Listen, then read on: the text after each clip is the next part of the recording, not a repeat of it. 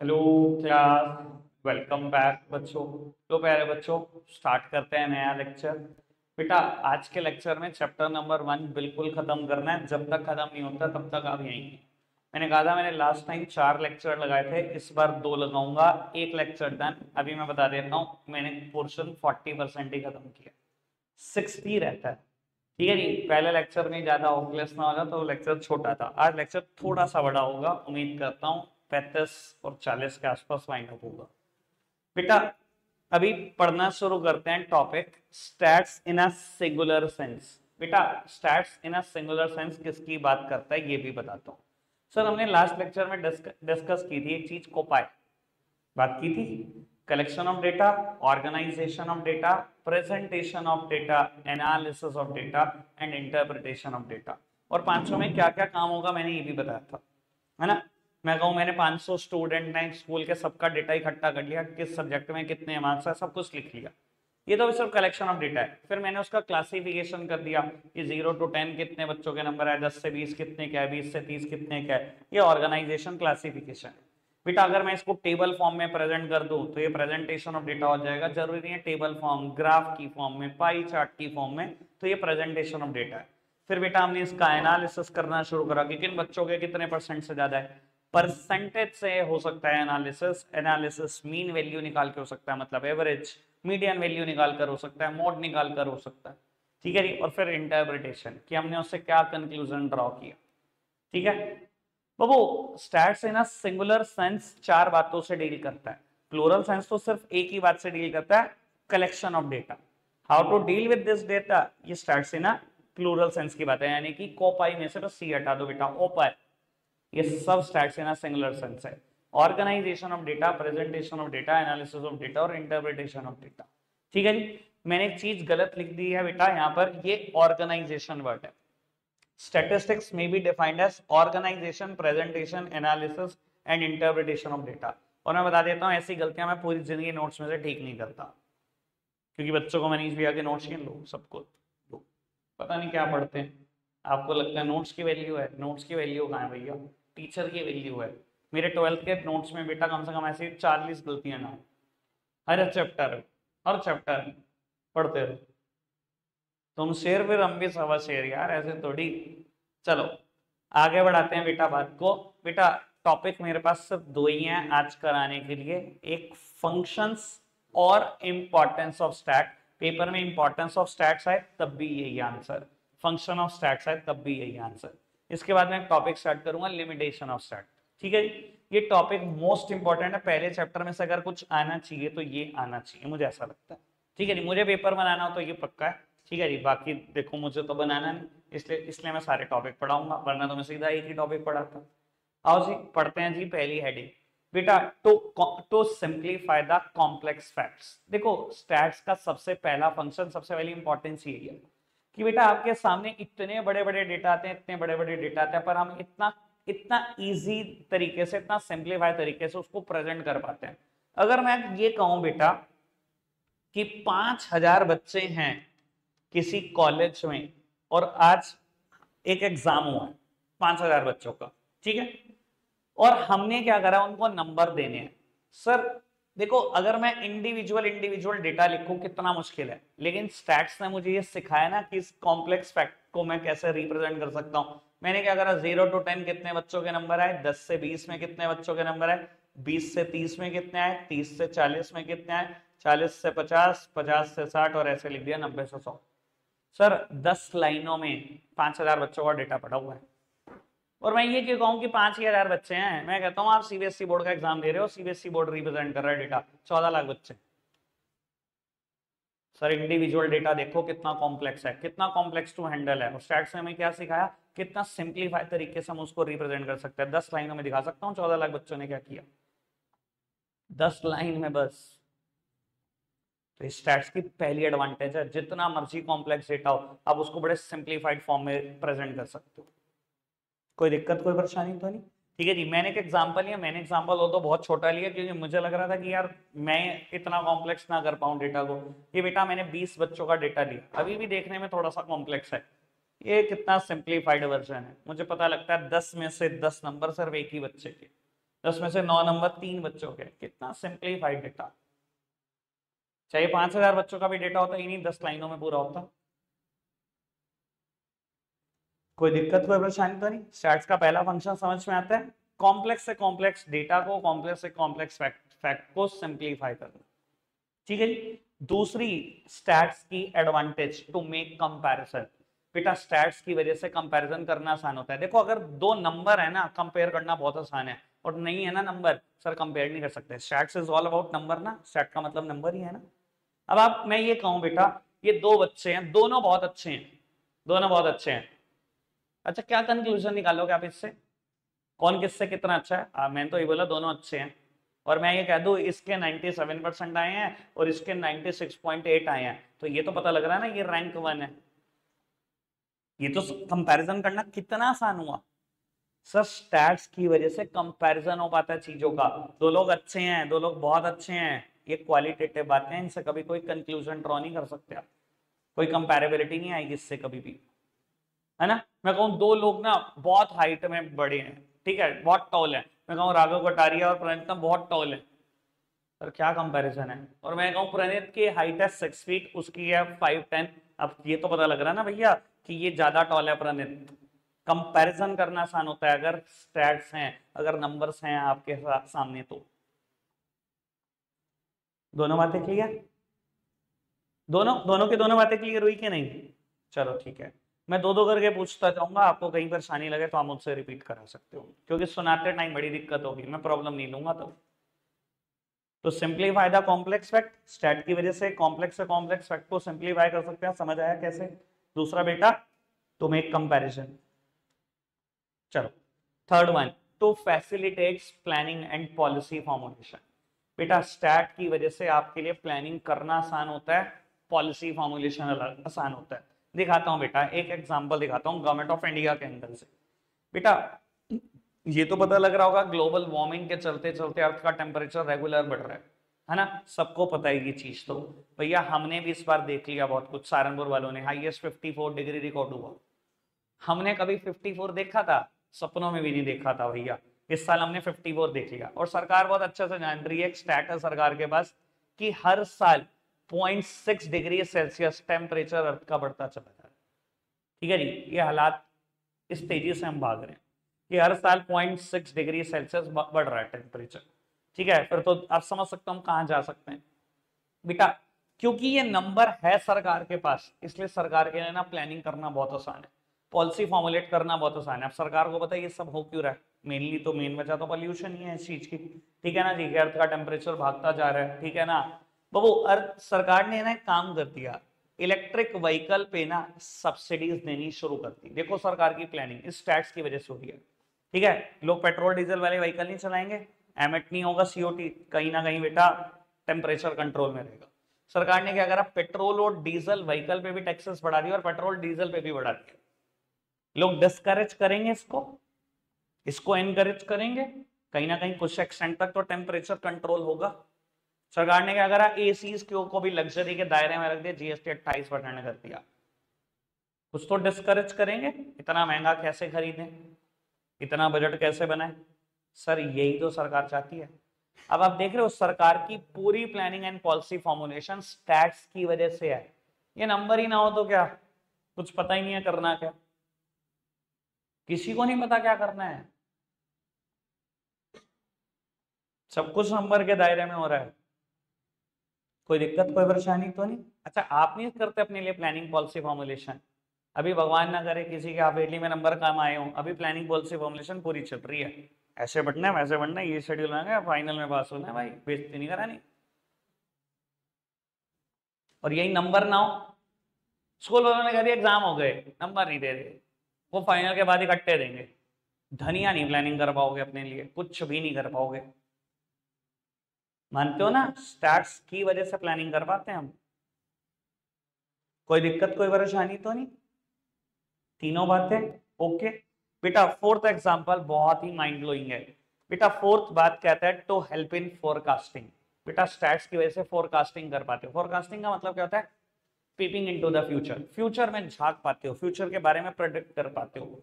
I am not talking about astrological prediction, ठीक है, मैं एस्ट्रोलॉजिकल प्रोडिक्शन की बात नहीं कर रहा, आपकी ग्रह चाल देखूं और वो बताऊं, ठीक है ना। स्टैट्स ग्रह चाल नहीं देखती बेटा, ठीक है जी, कौन सा ग्रह एडवांटेज में है वो, एस्ट्रोलॉजिकल प्रोडिक्शन की बात नहीं कर रहे, फोरकास्टिंग की बात कर रहे हैं। कैसी फोरकास्टिंग बताता हूँ बेटा। अच्छा मैं आपको ना एक स्टैट्स दे रहा हूँ, सामने देखना प्लीज, सब सामने देखना, एक नंबर देता हूँ आपको, एक स्टैट देता हूँ, देखना इसकी वजह से हम फोरकास्टिंग कर सकते हैं क्या नहीं। बेटा मान लो मैं आपको कहूं जून 2024 में इलेक्ट्रिक व्हीकल बिके इस मंथ में इंडिया में 18 था, जुलाई में नंबर और बढ़ा, जुलाई 24 में व्हीकल बिके 21,000, अगस्त में नंबर और बढ़ गया 25,000 व्हीकल बिकने लगे, सितंबर मंथ में नंबर और बढ़ गया 28,000 व्हीकल बिके, अक्टूबर मंथ में नंबर और बढ़ गया 30,000 व्हीकल बिके। मैं आपसे कहूं नवंबर 24 में आपको क्या लगता है कितने व्हीकल बिकेंगे? मुझे ये नहीं पता बेटा आप क्या आंसर करेंगे, पर ये सब बच्चे बोल देंगे कि 30 प्लस बिकेंगे, सब बोल देंगे ना। ये आपने क्या करा, फोरकास्टिंग नहीं करी, फ्यूचर में झांक नहीं लिया, फ्यूचर के बारे में नहीं बता दिया। और ये किसकी वजह से बता पाए बेटा? क्योंकि इतना बड़ा स्टैट्स था आपके सामने कि month by month electric vehicle की सेल बढ़ती चली जा रही है, तो आपको लग ही रहा कभी गिरेगी नहीं, अभी तो बढ़नी ही है। ये जो आप प्रोडिक्शन कर पा रहे हो ना फ्यूचर से रिलेटेड, ये जो फोरकास्टिंग आप कर पा रहे हो, ये नंबर्स की वजह से कर पा रहे हो। और मैं एक भी नंबर ना बताऊं आपको, मैं बताऊं पूछो जी नवंबर मंथ में आपको क्या लगता है ईवी की सेल कितनी होगी? एक नहीं बता सकता कितनी होगी। स्टैट की वजह से फोरकास्टिंग हो रही है, नंबर्स की वजह से फोरकास्टिंग हो पा रही है। समझ में आती है बात? पक्का से 4 एडिंग होगी, मुझे बताओ आखिरी 2 याद रहेंगी कि नहीं। प्लानिंग एंड पॉलिसी फॉर्मुलेशन मैंने एग्जांपल दिया बेटा 0.6 डिग्री सेल्सियस का, क्योंकि सरकार के पास वो नंबर है, इसी वजह से सरकार प्लानिंग कर रही है पूरी कि ईवी पे सब्सिडी देनी है, छूट देनी है, लोग खरीदें, और भैया पेट्रोल डीजल व्हीकल को डिस्करेज करना है, टैक्स बढ़ाओ इस पर, लूटो लोगों को, अपने आप छोड़ेंगे खरीदना, ठीक है। और फोरकास्टिंग का एग्जाम्पल मैंने अभी दिया, कोई दिक्कत कोई परेशानी। बढ़ सकते हैं आगे, बात समझ में आएंगी अच्छे से। चल fifth one, quantitative expression of economic problem. बेटा कहता है आज की तारीख में कोई इकोनॉमिक प्रॉब्लम की बात कर लो, सबको हम क्वांटिटी में एक्सप्रेस कर पाते हैं ड्यू टू स्टैट्स ओनली। कोई इकोनॉमिक प्रॉब्लम करें बात, इन्फ्लेशन प्रॉब्लम है, मुझे बताओ नंबर में रिप्रेजेंट होती है कि नहीं होती है? हर हर तिमाही सरकार देती है इन्फ्लेशन डेटा, हर क्वार्टर बेसिस पे देती है। तो वो और कोई प्रॉब्लम की बात करो, अनएम्प्लॉयमेंट पता है सरकार को क्या स्टैट्स है, कितने लोग अनएम्प्लॉयड है? पॉवर्टी सरकार को पता है 25% इंडियन पुअर है, 2022 में स्टैट आया था 25%। हर कोई ऐसी इकोनॉमिक प्रॉब्लम ही नहीं है जो आप मुंह से निकालो जिसको क्वांटिटी में नहीं बताया जा सकता। अगर मैं क्वांटिटी में बता पा रहा हूं, it is due to stats only, stats ही तो नंबर है, और क्या है, stat is all about number. तो कोई भी इकोनॉमिक प्रॉब्लम है हम नंबर में रिप्रेजेंट कर पा रहे हैं due to statistics only. Clear बात? सबसे सिंपल हेडिंग होगी ये। तो आगे बढ़ते हैं बेटा, sixth heading, intersectoral and intertemporal comparison. बेटा इंटरसेक्टोरल क्या होता है? दो अलग अलग सेक्टर का कंपैरिजन, और इंटरटेम्पोरल मतलब दो अलग अलग टाइम पीरियड का कंपैरिजन। आओ जी, स्टैट की वजह से ही हो पाता है अगेन ये। अच्छा मैं अगर आपसे ये कहूं कि नवंबर 2024 में इलेक्ट्रिक व्हीकल की सेल्स मैं एक तरफ बता रहा हूं versus petrol and diesel vehicle की सेल एक तरफ बता पा रहा हूं, ठीक है। मान लो मैंने ये बोला कि इस महीने में ना 32,000 इलेक्ट्रिक व्हीकल बिके और पेट्रोल डीजल व्हीकल 19,500 बिके, कंपैरिजन हो सकता है। इसे क्या बोलते हैं? इंटरसेक्टोरल कंपैरिजन, दो अलग अलग सेक्टर का कंपैरिजन कर पा रहा हूं स्टैट्स की वजह से, ठीक है जी। और दूसरा है इंटर टेम्पोरल कंपैरिजन, टेम्पोरल का मतलब टाइम पीरियड से, या मतलब एक ही सेक्टर के अगर मैं दो अलग अलग टाइम पीरियड का कंपैरिजन करूं तो वो इंटर टेम्पोरल है। मैंने कंपैरिजन करा कि नवंबर 2024 में ईवी बिके 32,000 और नवंबर 2023 में ईवी बिके थे 13,000। ईवी ही ली इंडस्ट्री, लेकिन दो अलग अलग टाइम पीरियड लिए। ये इंटर टेम्पोरल है, ये इंटर सेक्टोरल है, ठीक है। ये दोनों कंपैरिजन क्यों पा रहे हैं? स्टैट्स है भाई, नंबर है, नंबर ना होता कहां का कंपैरिजन, नंबर के बिना तो कंपैरिजन हो ही नहीं सकता ना। मैं ये कह दूं ये कम बिक रहे हैं पेट्रोल डीजल व्हीकल, ईवी ज्यादा बिक रहे हैं, अच्छा करके दिखाओ कंपैरिजन, कम और ज्यादा क्या, कितना, बताओ तो सही। कंपैरिजन है कोई क्वालिटेटिव चीज का? क्वांटिटेटिव है तभी तो कंपैरिजन है। आगे बढ़ सकते हैं जी। 6 बातें डन। सेवेंथ हेडिंग, बेटा सेवेंथ हेडिंग से पहले मैं एक बता दूं, डेवलपिंग इकोनॉमिक थ्योरीज। बेटा जितनी भी आपने इकोनॉमिक्स पढ़ी है, पूरी इकोनॉमिक्स खत्म कर ली हमने, माइक्रो तो रिवीजन पे है। जितनी भी हमने इकोनॉमिक थ्योरी पढ़ी है, लॉ ऑफ डिमांड की बात कर लो, लॉ ऑफ सप्लाई की बात कर लो, law of diminishing marginal utility की बात कर लो, किसी कॉस्ट की बात कर लो, टोटल कॉस्ट, टोटल है, किसी किसी इकोनॉमिक थ्योरी की बात कर लो, क्या था, जितनी भी इकोनॉमिक थ्योरीज डेवलप हुई हैं सब स्टैट्स की वजह से हुई हैं, नंबर थे तभी डेवलप हुई। अच्छा, जिसने लॉ ऑफ डिमांड दिया और बोला there exist a inverse relationship between price and quantity demanded, आपको क्या लगता है बिना नंबर्स के उसने बता दिया ये थ्योरी है? उसने भी देखा होगा, अगर किसी चीज का प्राइस था 50 तो पर्टिकुलर कोई क्वांटिटी डिमांडेड थी 100 यूनिट, जैसी प्राइस बढ़कर 60 हुआ, अब 100 यूनिट की डिमांड नहीं हो रही है, बस 80 की हो रही है। जब उसने स्टैट्स को बार बार देखा होगा तभी तो उसने लॉ ऑफ डिमांड दिया होगा, या बिना नंबर के दे दिया लॉ ऑफ डिमांड? कहता है जितनी इकोनॉमिक थ्योरीज आज तक डेवलप हुई हैं सबके पीछे नंबर था, सबके पीछे स्टैटिस्टिक्स था, इसके बिना कोई इकोनॉमिक थ्योरी डेवलप ही नहीं हो सकती। डन, क्लियर बात। Seventh and last heading, last importance, economic equilibrium. I hope सबने मुझसे कंज्यूमर इक्विलिब्रियम पढ़ा है, प्रोड्यूसर इक्विलिब्रियम पढ़ा है। इकोनॉमिक इक्विलिब्रियम क्या होता है, कुछ और नहीं, मार्केट इक्विलिब्रियम जो अभी पढ़ा था, जहां कंज्यूमर और प्रोड्यूसर दोनों सेटिस्फाई हो जाते हैं, या कंज्यूमर को मैक्सिमम सेटिस्फेक्शन मिल जाए और प्रोड्यूसर को उसका मैक्सिमम प्रॉफिट मिल जाए, या मार्केट डिमांड और मार्केट सप्लाई एक दूसरे को इंटरसेक्ट कर दे, वही तो मार्केट इक्विलिब्रियम है। अच्छा एक बात बताओ, आपने इकोनॉमिक इक्विलिब्रियम, चलो इकोनॉमिक इक्विलिब्रियम से पहले कंज्यूमर इक्विलिब्रियम की बात करते हैं, बिना नंबर के पढ़ लिया? नंबर से प्रूव किया था ना हमने, कहां कंज्यूमर को मैक्सिमम यूटिलिटी मिलेगी, कहां मैक्सिमम सेटिस्फेक्शन मिलेगा, ये है भैया कंज्यूमर इक्विलिब्रियम। प्रोड्यूसर इक्विलिब्रियम पढ़ा, बिना नंबर के पढ़ा, कि कहां उसको मैक्सिमम प्रॉफिट मिलेगा, बिना नंबर के, नंबर से ही पढ़ा ना। जब ये दोनों चीजें नंबर से पढ़ी तो इकोनॉमिक इक्विलिब्रियम बिना नंबर के पढ़ा, वो भी तो नंबर से ही पढ़ा ना। तो स्टैट्स नहीं तो बताया इकोनॉमिक इक्विलिब्रियम कहां अचीव होता है, बिना नंबर के थोड़ी पता लगता है हमें कहां अचीव होता है। ये हैं स्टैट्स के फायदे 8। पूछो जी, क्या हेडिंग रिपीट करूं, एक बार मैं सारी हेडिंग आपके सामने ला रहा हूं, जो आप कहोगे वो रिपीट होगी। पहले तो सिंप्लीफाई द कॉम्प्लेक्स फैक्ट, वैसे तो इसका तो अगर सीधा एग्जांपल पे नजर है तो भी समझ में आ जाएगा क्या होता है कॉम्प्लेक्स फैक्ट और कैसे हम सिंप्लीफाई करते हैं उसको। ठीक है जी, तो मैं एक कंपैरिजन, मैंने एग्जांपल क्या दिया पता ही है आपको, दो लोग बहुत अच्छे हैं, दो लोगों के बड़े अच्छे नंबर आते हैं, कंपैरिजन नहीं हो सकता। 97 आते हैं, 96 आते हैं, कंपैरिजन होता है ये रैंक 1 है या रैंक 2 है, स्टैट की वजह से। Planning and policy formulation, 0.6 degree Celsius का एग्जांपल। फॉरकास्टिंग करना, मैंने ईवी की सेल बतानी शुरू कर दी हर महीने की, तो उसकी वजह से मैं फॉरकास्टिंग कर पा रहा हूँ, नंबर है तो फॉरकास्टिंग है। ठीक है, 4 बातें।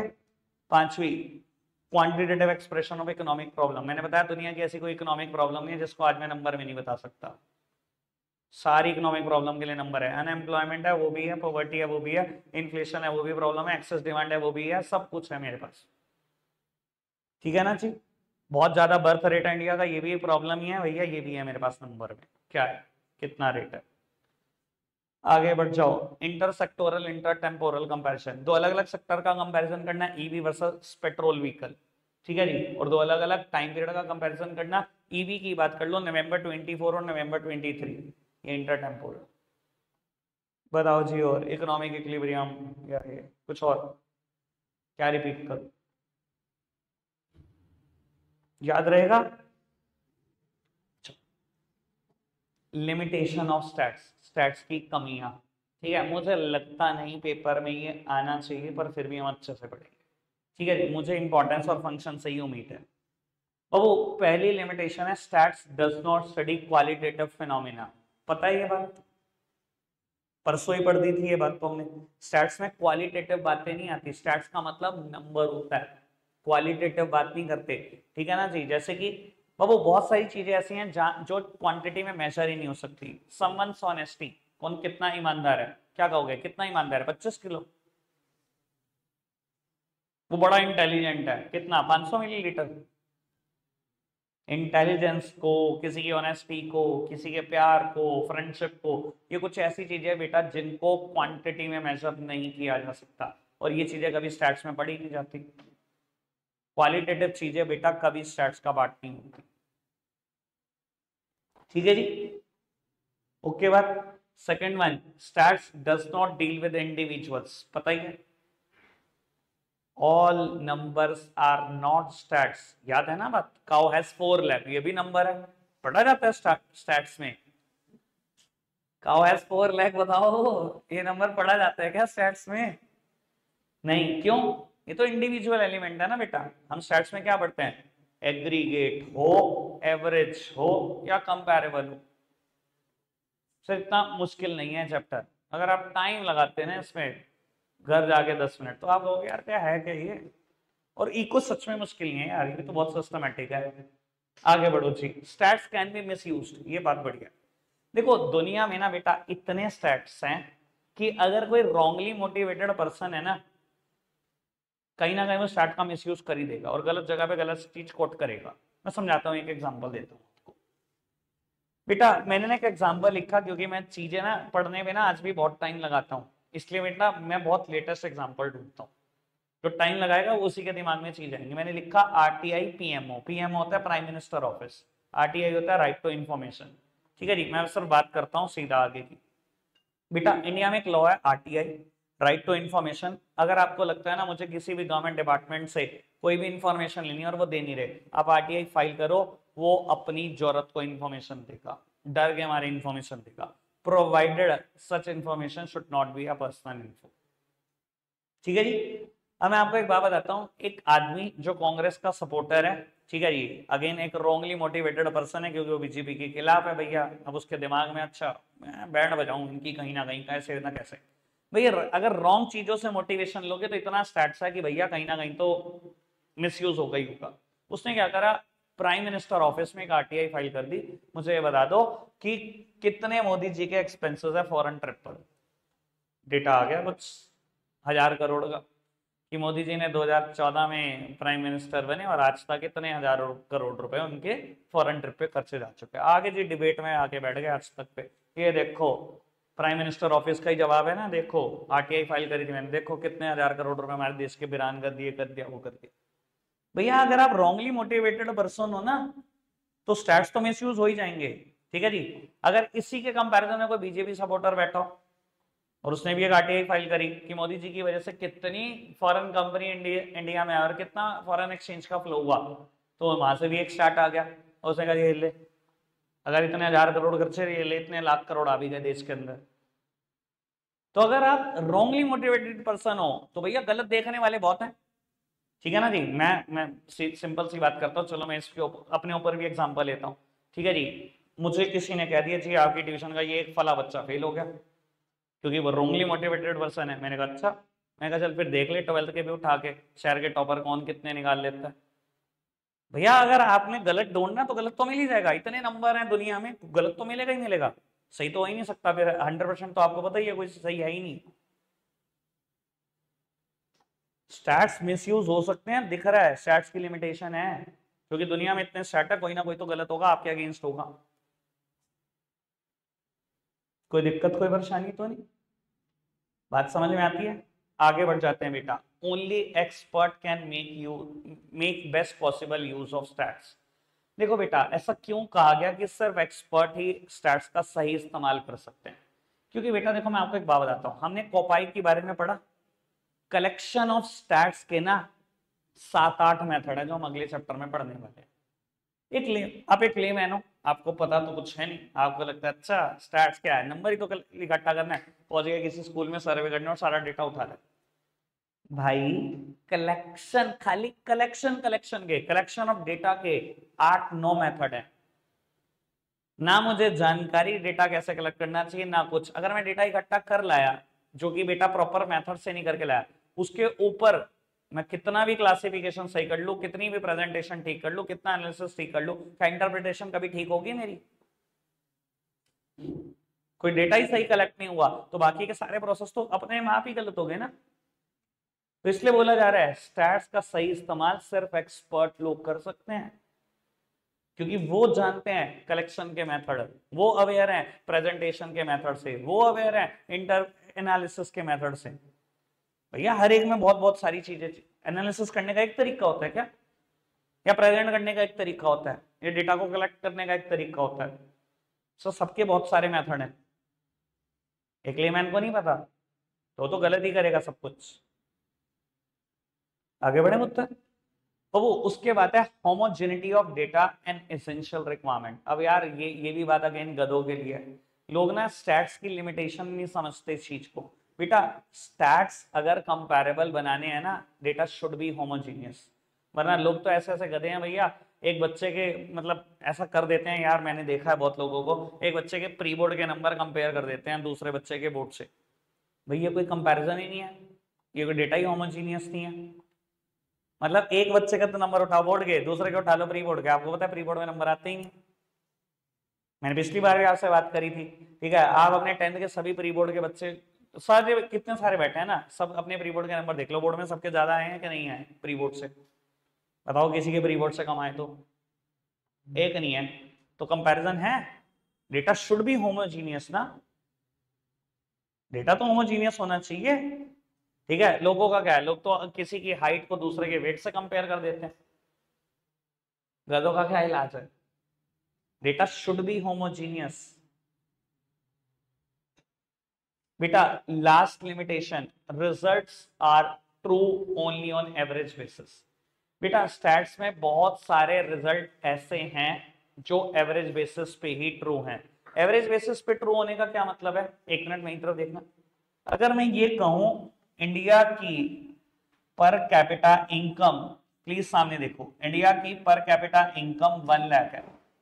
पर कैपिटा इनकम समझते हो, पर हेड इनकम। पर हेड इनकम कैसे निकलती है, अगर मैं पूरे देश की इनकम देखूं, नेशनल इनकम देखूं, उसको डिवाइड कर दूं पॉपुलेशन से। इंडिया में 141 करोड़ लोग रहते हैं, इतने करोड़ करोड़ इनकम जनरेट होती है, एक कैंसिल करो तो वो 1 लाख आ रहा है, यानी कि हर इंसान के हिस्से में कितना आ रहा है, 1 लाख आ रहा है। पर एक बात बताओ, ये एवरेजली तो है, ये एवरेज ही तो है। आपके हिस्से में आ रहा है 1 लाख, आपके आपके कमा रहे हो। तो बेटा स्टैट सिर्फ एवरेजली ट्रू होते हैं।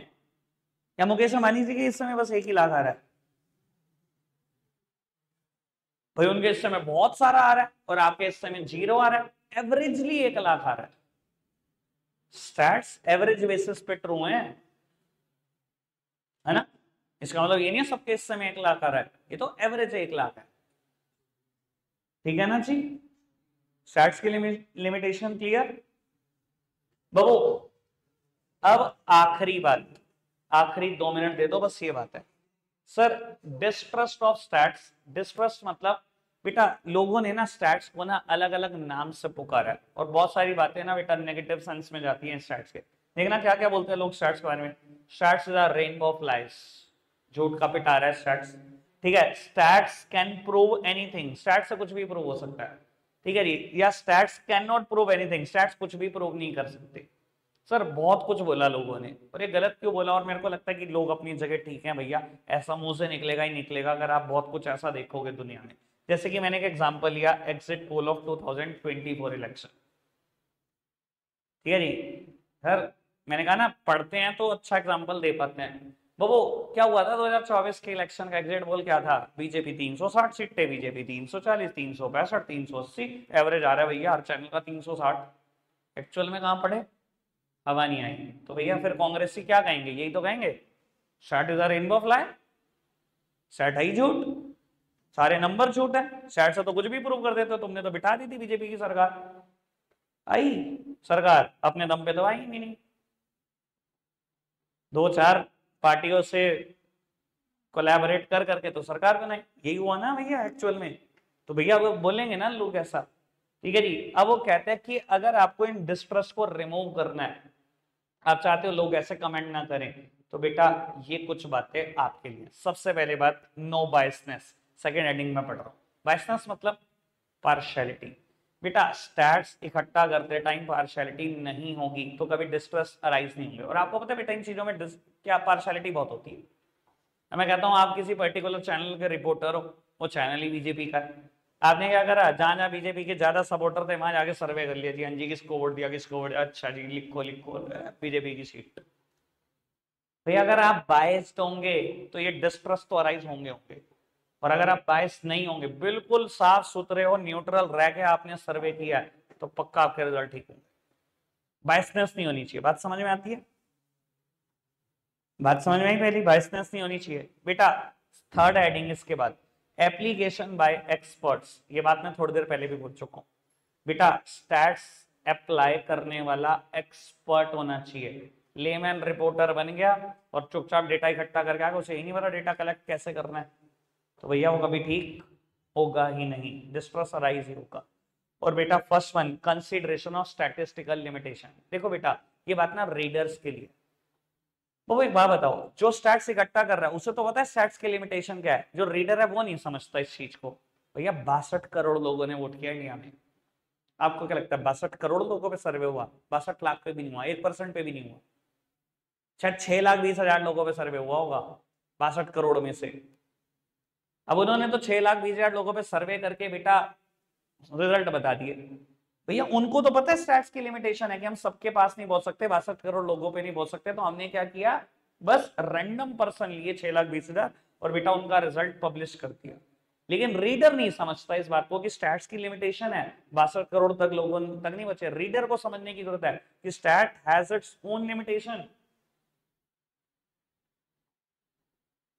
समझ में आती है बात? ये डिस्ट्रस्ट तभी खत्म हो सकते हैं जब रीडर भी स्टैट्स की लिमिटेशन को समझे, जब कोई पर्सन बेटा बायस ना हो, जब बेटा सिर्फ एक्सपर्ट ही लगाए इन चीजों को, तो तब ये डिस्ट्रस्ट कभी नहीं बचेंगे।